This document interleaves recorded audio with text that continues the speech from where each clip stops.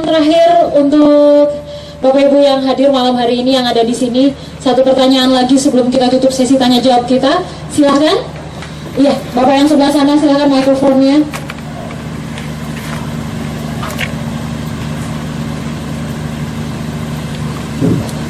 Bapak silakan menyebutkan nama dan langsung ke pertanyaan. Salam Pak, nama saya Miken Jara, saya dari Gemit Kema Ibarat Taruna.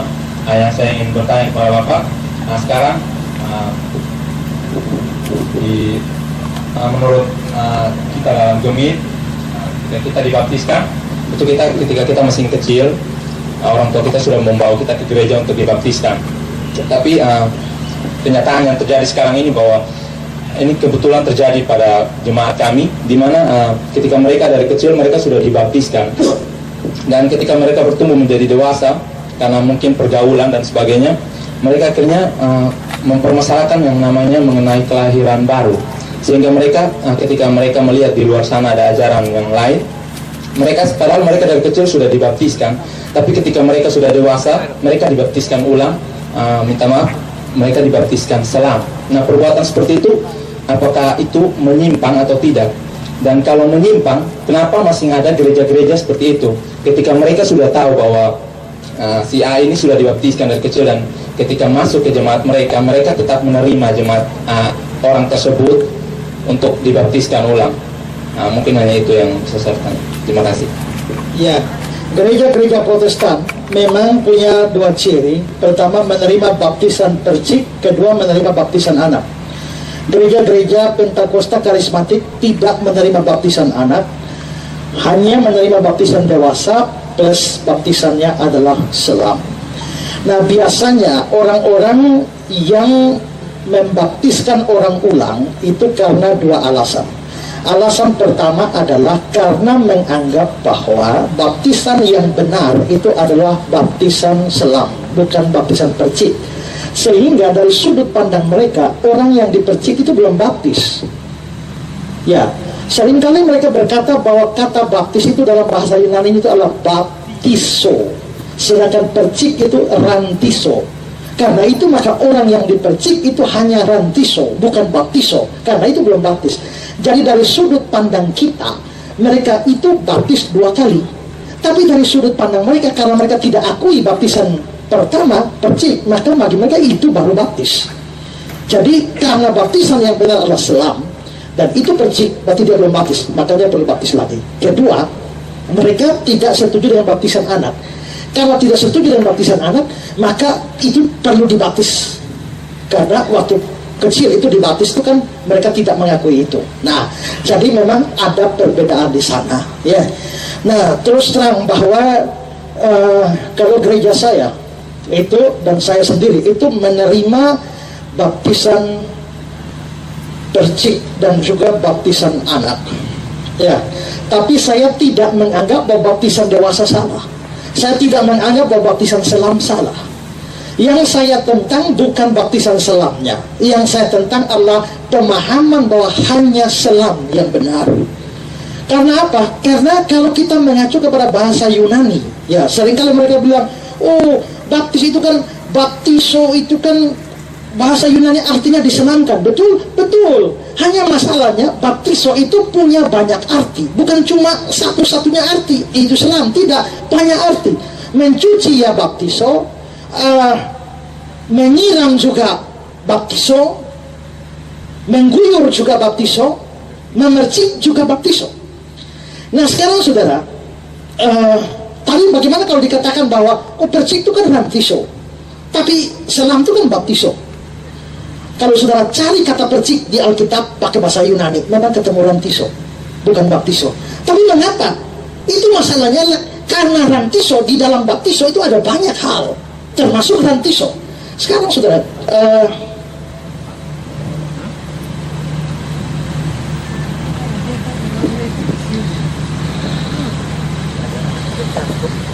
coba kasih salah satu merek sepeda motor. Honda apa? Sekarang, kalau saudara punya motor Honda Beat, ya, lalu misalnya saya punya motor Honda Beat, Lalu ditanya oleh Ibu Maris, ya, Pak Esther punya motor apa? Honda. Beat ya? Oh tidak, Honda. Beat ya? Tidak, Honda. Lah yang benar mana? Saya punya motor Honda atau Beat? Ya, ya kan Beat kan termasuk dalam Honda. Jadi berarti saya punya Beat, ya. Saya punya Honda, ya. Nah berarti Beat ini adalah bagian dari Honda. Begitu juga Rantiso ini bagian dari Baptiso. Di dalam Baptiso ada banyak, salah satunya Rantiso. Jadi tidak bisa mengatakan bahwa oh itu Rantiso bukan Baptiso, itu sama oh kamu punya Beat bukan Honda. Nah ini kan tergantung pemahaman bahasa asli kitab suci. Nah lalu coba saudara ya, coba tunjukkan Matius pasal 3 ayat 11. Matius pasal yang ketiga ayat yang ke-11. Yohanes Pembaptis bilang, aku membaptis kamu dengan air sebagai tanda pertobatan, tapi dia yang datang kemudian padaku lebih berkuasa daripadaku. Aku tidak layak melepaskan kasutnya. Dia akan membaptiskan kamu dengan Roh Kudus dan dengan api. Saudara perhatikan, ini kata-kata Yohanes Pembaptis. Dia, Yesus, akan membaptiskan kamu dengan Roh Kudus. Tak usah omong api, itu pengertiannya ada. Tapi Yohanes menubuatkan Yesus akan membaptis kamu dengan Roh Kudus. Sekarang saudara, ini nubuatan atau janji. Yesus akan membaptis kamu dengan Roh Kudus. Berarti murid-murid akan dibaptiskan oleh Yesus dengan Roh Kudus. Ini nubuatan.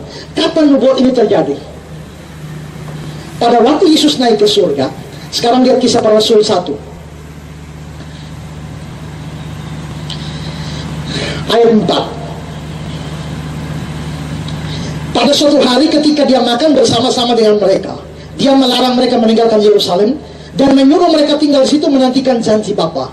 Yang demikian katanya telah kamu dengar daripadaku. Ayat 5.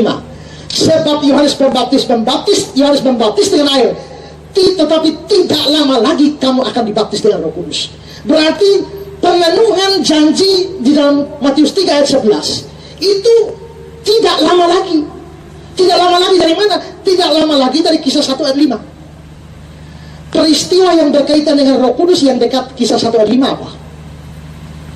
Kisah 2. Waktu murid-murid mendapatkan Roh Kudus pada hari Pentakosta. Berarti murid-murid diberikan Roh Kudus pada hari Pentakosta. Itu artinya dibaptiskan dengan roh, dibaptiskan dengan api. Kalau pengalaman Pentakosta Kisah pasal 2 adalah baptisan dengan Roh Kudus, pertanyaan kita sekarang adalah, waktu murid-murid terima baptisan Roh Kudus, apakah murid-murid diselamkan di dalam api atau api turun ke atas murid-murid? Pikir ini. Waktu murid-murid dibaptiskan dengan Roh Kudus, apakah murid-murid ditenggelamkan di dalam Roh Kudus ataukah Roh Kudus dicurahkan di atas murid-murid? Murid-murid tidak pernah tenggelam dalam Roh Kudus, bukan tenggelam dalam api kan, tapi api atau Roh Kudus dicurahkan di atas murid-murid. Tapi itu disebut sebagai dibaptis dengan Roh Kudus. Berarti baptis tidak selamanya berarti diselamkan. Baptis bisa berarti elemennya dituangkan di atas.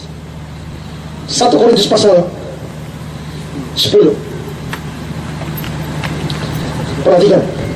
Aku mau supaya kamu mengetahui, saudara-saudara, bahwa nenek moyang kita semua berada di bawah perlindungan awan, dan bahwa mereka semua telah melintasi laut. Ini Paulus berkata, nenek moyang kita ya berada di bawah perlindungan awan. Ini tiang awan, bahwa mereka semua telah melintasi laut. Artinya mereka melewati laut berlaut.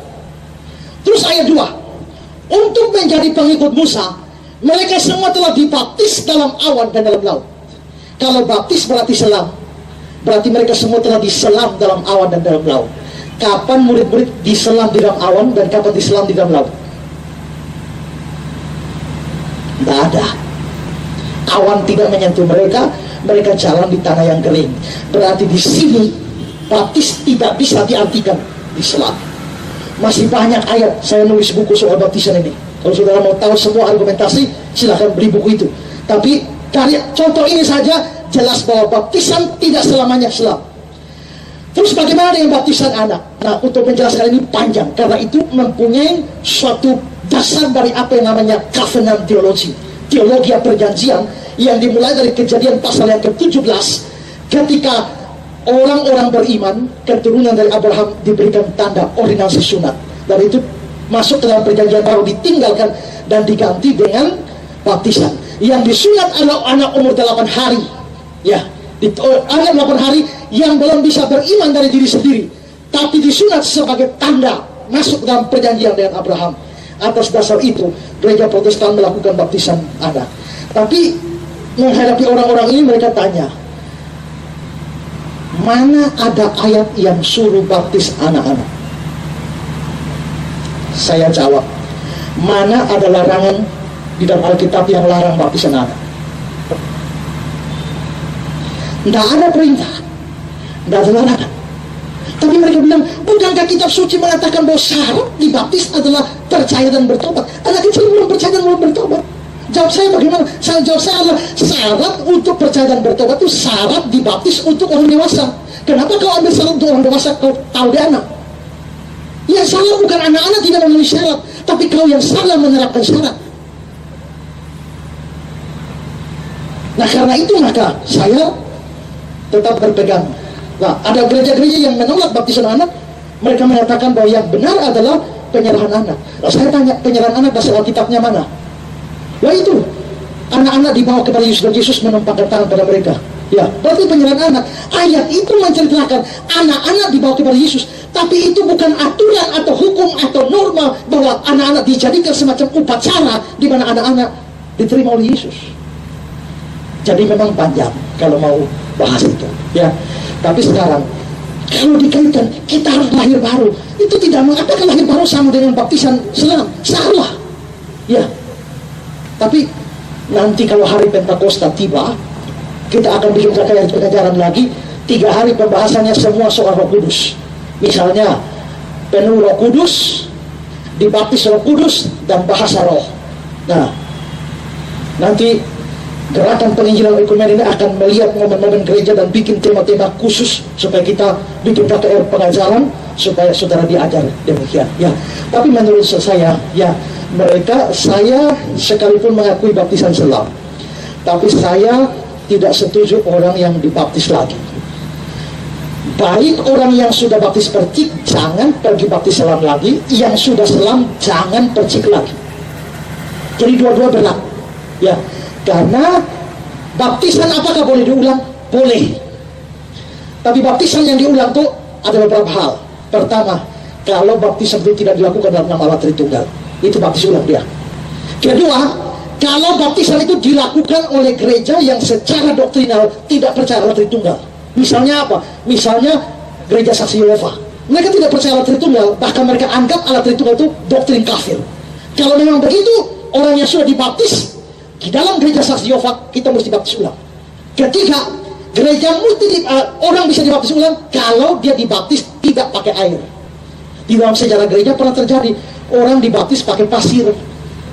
Ya, pada simbol yang diberikan karena air ini simbol penyucian, tapi dibaptis mungkin karena kurang air pakai pasir. Menurut saya orang seperti itu mesti dibaptis ulang. Jadi boleh baptis ulang kalau 3 tadi, tapi kalau hanya sekedar cara, maka menurut saya tidak boleh. Ya.